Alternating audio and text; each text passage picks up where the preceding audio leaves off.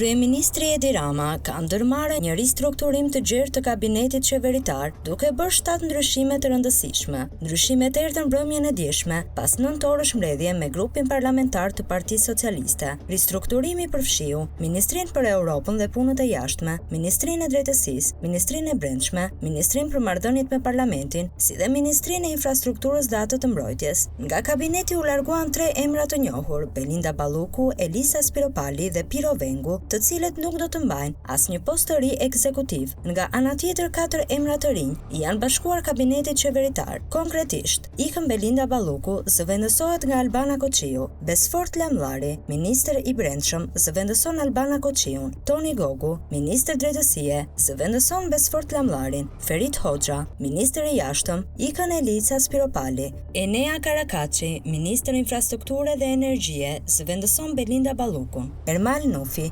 ministër i Mbrojtjes, ikën Piro Vengu; Eriona Ismaili, ministër për Marrëdhëniet me Parlamentin, zëvendëson Toni Gogun. Ndërkohë, disa ministri mbetën të paprekura nga ky riorganizim qeveritar, si ajo e financave, ekonomisë, arsimit, shëndetësisë, kulturës e bujqësisë.